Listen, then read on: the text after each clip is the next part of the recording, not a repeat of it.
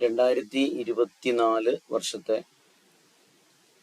10ാം class തുല്യതാ കോഴ്സിൻ്റെ physics model പരീക്ഷയുടെ ചോദ്യപേപ്പറാണ് വിശകലനം ചെയ്യുന്നത്.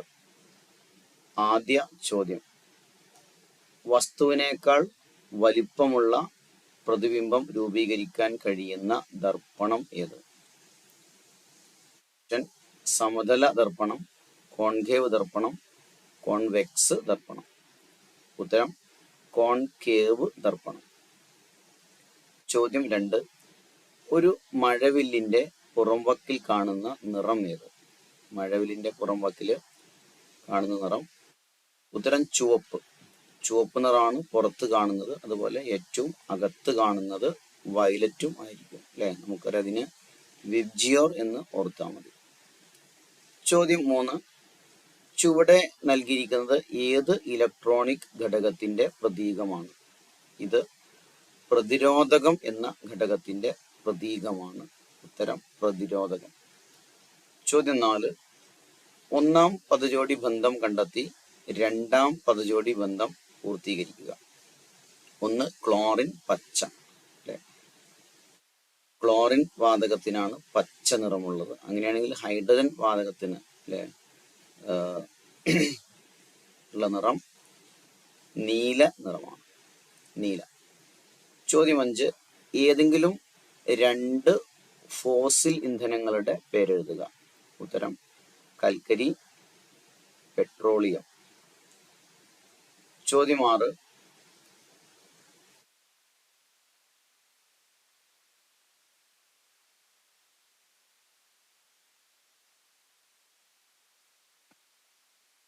ചോദ്യം ഇതാണ്: ചുവടെ കൊടുത്ത പ്രസ്താവനകളെ ബാഷ്പനം, ബാഷ്പീകരണം എന്നിവയുമായി ബന്ധപ്പെടുത്തി പട്ടികപ്പെടുത്തുക.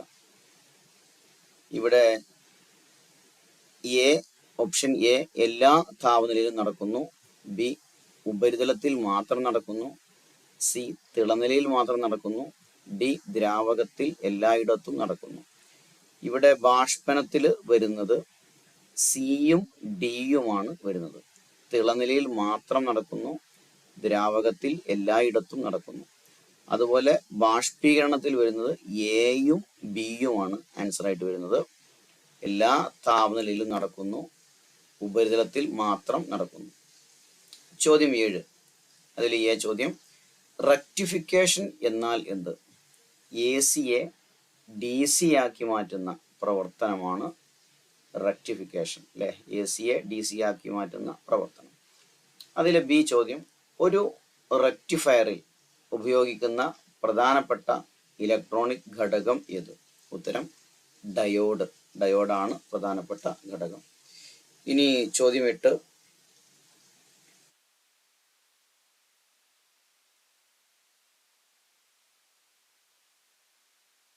വൈദ്യുത താപന ഉപകരണങ്ങളിൽ ഹീറ്റിംഗ് കോയിലായി ഉപയോഗിക്കുന്ന പദാർത്ഥം ഏത്? ഇതിൻ്റെ രണ്ട് പ്രത്യേകതകൾ എഴുതുക. അപ്പോൾ വൈദ്യുത താപന ഉപകരണങ്ങളിൽ ഹീറ്റിംഗ് കോയിലായിട്ട് ഉപയോഗിക്കുന്ന പദാർത്ഥം നിക്രോം ആണ്. നിക്രോം അല്ലെ. ഉത്തരം നിക്രോം. നിക്രോമിന് രണ്ട് പ്രത്യേകതകളാണ്. ഒന്ന് ഉയർന്ന പ്രതിരോധം, മറ്റൊന്ന് ഉയർന്ന ദ്രവണാങ്കം. ചോദ്യം 9: ഒരു മൈക്രോഫോണിന്റെ പ്രധാന ഭാഗങ്ങൾ ഏതെല്ലാം? ഈ ഉപകരണത്തിൽ നടക്കുന്ന ഊർജമാറ്റം എഴുതുക. അപ്പോൾ ഒരു മൈക്രോഫോണിന്റെ പ്രധാന ഭാഗങ്ങൾ: ഒന്ന് ചലിക്കും ചുരുൾ, അതുപോലെ തന്നെ ഡയഫ്രം അല്ലെ. ഇനി ഇതിൽ നടക്കുന്ന പ്രധാനപ്പെട്ട ഊർജമാറ്റം ശബ്ദോർജം വൈദ്യുതോർജമായി മാറുന്നു. ശബ്ദോർജം വൈദ്യുതോർജമായി മാറുന്നു. ചോദ്യം 10: ഓടുന്ന വാഹനത്തിൽ നിന്ന് ചാടിയിറങ്ങുന്ന ഒരാൾ വാഹനത്തോടൊപ്പം അല്പദൂരം കൂടി ഓടുന്നു.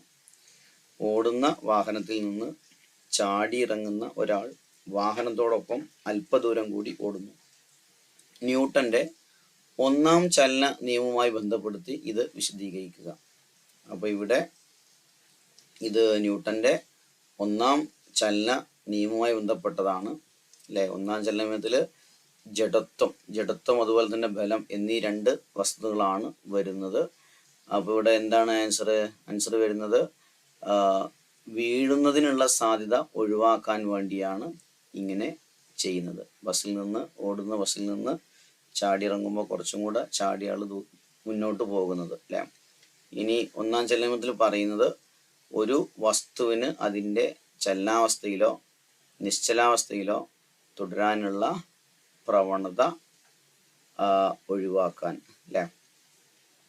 പ്രവണത ഒരു വസ്തുവിന് അതിൻ്റെ ചലനാവസ്ഥയിലോ നിശ്ചലാവസ്ഥയിലോ തുടരാനുള്ള പ്രവണതയാണ് ഈ ഒന്നാം ചലന നിയമം. അപ്പോൾ ഇവിടെ ബസ്സിൽ നിന്ന് ചാടിയിറങ്ങുന്ന ആള് അല്പം കൂടി മുന്നോട്ട് അല്ലേ ഓടുന്നതിന് വേണ്ടിയാണ്, വീഴാനുള്ള സാഹചര്യം ഒഴിവാക്കാൻ വേണ്ടിയാണ്. ആൻസർ ആണിത്. ഇനി ചോദ്യം 11, അതിൽ എ ചോദ്യം, ഘർഷണം കൊണ്ട് ദോഷങ്ങളും പ്രയോജനങ്ങളും ഉണ്ടെന്ന് നമുക്കറിയാം. എ ചോദ്യം, ചുവടെ കൊടുത്ത സന്ദർഭങ്ങളിൽ ഘർഷണം ഗുണകരമായ സാഹചര്യങ്ങൾ, ഗുണകരമല്ലാത്ത സാഹചര്യങ്ങൾ എന്നിങ്ങനെ തരംതിരിക്കുക. അപ്പോൾ ആദ്യം ഘർഷണം കൊണ്ട് ഗുണകരമായ സാഹചര്യങ്ങളാണ് ഇതിലെ 2ഉം 3ഉം വരുന്നത്. അതായത് വസ്തുക്കളെ പിടിക്കാൻ കഴിയുന്നു, മറ്റൊന്ന് തറയിലൂടെ നടക്കാൻ കഴിയുന്നു. ഇനി ഗുണകരമല്ലാത്ത സാഹചര്യങ്ങളാണ് 1ഉം 4ഉം. ഒന്ന് യന്ത്രങ്ങളുടെ തേയ്മാനം അല്ലെ, യന്ത്രങ്ങൾ തേയ്മാനം സംഭവിക്കുന്നത്, അതുപോലെ തന്നെ ഇന്ധന ചെലവ് കൂടുന്നത്, അതും ഗുണകരമല്ലാത്തതാണ്. ഇനി അതിലെ ബി ചോദ്യം, ഘർഷണം കുറയ്ക്കാനുള്ള 2 മാർഗങ്ങൾ എഴുതുക. ഘർഷണം കുറയ്ക്കാനുള്ള 2 മാർഗങ്ങളാണ്, ഒന്ന് സ്നേഹകങ്ങൾ ഉപയോഗിക്കുക, അതുപോലെ തന്നെ ധാരാരഹിതമാക്കൽ അല്ലെ. ഈ 2 കാര്യങ്ങളാണ് ചെയ്യുന്നത്. ഇനി അതിലെ അല്ലെങ്കിൽ എന്നുള്ള ചോദ്യമുണ്ട്, നമുക്ക് കേൾക്കാൻ കഴിയാത്ത പല ശബ്ദങ്ങളും മറ്റ് പല ജീവികൾക്കും കേൾക്കാൻ കഴിയും.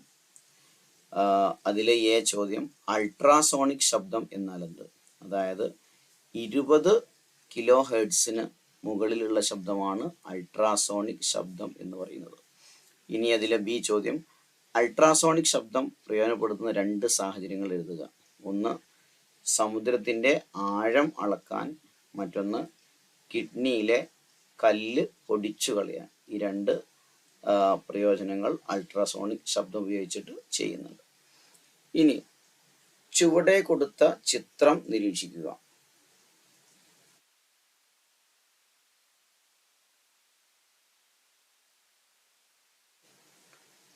ചിത്രം ഇതാണ്. ഒന്ന് DC വോൾട്ടും അതുപോലെ തന്നെ AC വോൾട്ടുമാണുള്ളത്. അപ്പോൾ ഇവിടെ ചോദ്യം എ, ഏത് സർക്യൂട്ടിലെ ബൾബാണ് കുറഞ്ഞ തീവ്രതയിൽ പ്രകാശിക്കുന്നത്? ഉത്തരം ബി ആണ്. അതായത് AC വോൾട്ടിൽ പ്രവർത്തിക്കുന്ന ബൾബാണ് കുറഞ്ഞ തീവ്രതയിൽ പ്രകാശിക്കുന്നത്. ഇനി ഈ ബൾബിൻ്റെ പ്രകാശം കുറയാനുള്ള കാരണം വിശദമാക്കുക. അപ്പോൾ ഇവിടെ ഈ സർക്യൂട്ടിൽ AC ഉപയോഗിച്ചിരിക്കുന്നതിനാൽ സർക്യൂട്ടിൽ ഘടിപ്പിച്ചിരിക്കുന്ന കോയിലിൽ സെൽഫ് ഇൻഡക്ഷൻ നടക്കുകയും അതുപോലെ ബാക്ക് EMF ഉണ്ടാകുകയും സഫല വോൾട്ടത കുറയുകയും ചെയ്യും. ഇനി ചോദ്യം 13,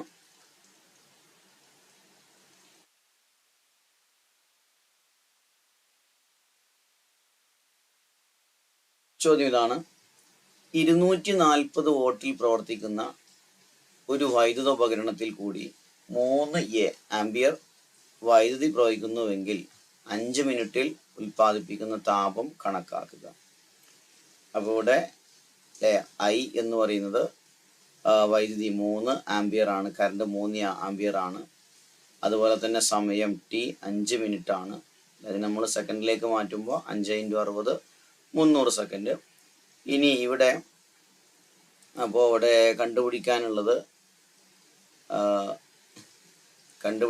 താപം അല്ലെ, ഹീറ്റാണ്. H സമം V × I × T. അതായത് 240 × 3 × 300 സമം ഇത്രയും വരെ 21,06,000 ആൻസർ കിട്ടും. അത്രയും അല്ലേ വരുന്നുണ്ട്.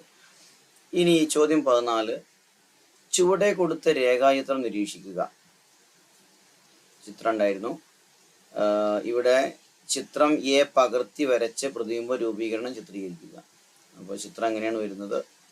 ഇവിടെ 2F അല്ലേ, 2F1 വരുന്നത് ഇങ്ങനെയാണ്. ഇങ്ങനെ വന്നിട്ട് ഇതുവരെ ഈ ചുവപ്പ് മാർക്ക് ചെയ്തിട്ടുള്ളതാണ് 2F1.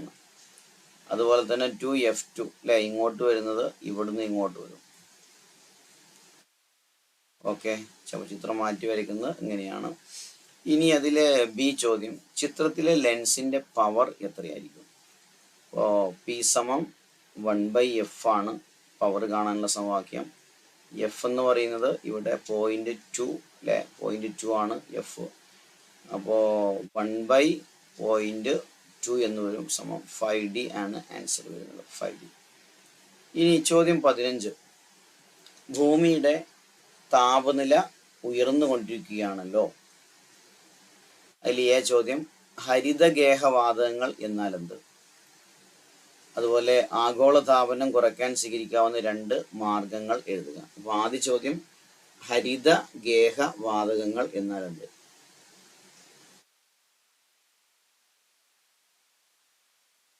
അതിൻ്റെ ഉത്തരം,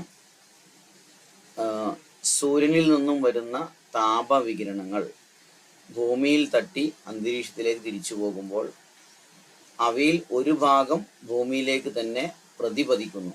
ഇത്തരം വാതകങ്ങളാണ് ഹരിതഗേഹവാതകങ്ങൾ എന്ന് അറിയപ്പെടുന്നത്. ഇനി അതിലെ ബി ചോദ്യം, ആഗോളതാപനം കുറയ്ക്കാൻ സ്വീകരിക്കാവുന്ന 2 മാർഗങ്ങൾ എഴുതുക. ബി, ഫോസിൽ ഇന്ധനങ്ങളുടെ ഉപയോഗം കഴിയുന്നത്ര ഒഴിവാക്കുക. അതുപോലെ തന്നെ CFCയുടെ ഉപയോഗം കുറയ്ക്കുക. CFC എന്ന് പറയുമ്പോൾ ക്ലോറോ ഫ്ലൂറോ കാർബൺ ആണ്, അതിൻ്റെ ഉപയോഗം നന്നായി കുറയ്ക്കുക. ഇനി അതിലെ ചോദ്യം ബി ഉണ്ട്, ഇന്ന് നാം അഭിമുഖീകരിക്കുന്ന പ്രധാന പ്രശ്നങ്ങളിൽ ഒന്നാണല്ലോ ഊർജ പ്രതിസന്ധി. അതിലെ ചോദ്യം, ആദ്യ ചോദ്യം, ഊർജ ഉപഭോഗം കുറയ്ക്കാൻ നാം ശ്രദ്ധിക്കേണ്ട 2 മാർഗങ്ങൾ എഴുതുക. ഊർജ ഉപഭോഗം കുറയ്ക്കാൻ നാം ശ്രദ്ധിക്കേണ്ട 2 മാർഗങ്ങൾ എഴുതുക. അതിൽ ബയോഗ്യാസ് പ്ലാന്റുകൾ സ്ഥാപിക്കണം, സോളാർ പാനലുകൾ, സോളാർ വാട്ടർ ഹീറ്ററുകൾ, സൗരോർജം പരമാവധി പ്രയോജനപ്പെടുത്തുക. ഈ കാര്യങ്ങളൊക്കെയാണ് ചെയ്യാനുള്ളത്. ഇനി അടുത്ത ചോദ്യം, ചുവടെ കൊടുത്തവയെ ഗ്രീൻ എനർജി, ബ്രൗൺ എനർജി എന്നിങ്ങനെ തരംതിരിക്കുക. ചുവടെ കൊടുത്തിട്ടുള്ള സൗരോർജം, പെട്രോളിയം, പ്രകൃതിവാതകം, കാറ്റിൽ നിന്നുള്ള ഊർജം അല്ലേ. ഇവിടെ അതിൽ ഗ്രീൻ എനർജിയിൽ വരുന്നതാണ് സൗരോർജം, കാറ്റിൽ നിന്നുള്ള ഊർജം. മറ്റൊന്ന് ബ്രൗൺ എനർജി വരുന്നത് പെട്രോളിയം, അതുപോലെ പ്രകൃതി വാതകം എന്നും മനസ്സിലാക്കുക. അപ്പോൾ ഇത്ര ചോദ്യങ്ങളായിരുന്നു മോഡൽ പരീക്ഷയ്ക്ക് ഉണ്ടായിരുന്നത്. എളുപ്പമാണ്, നന്നായിട്ട് മനസ്സിലാക്കുക.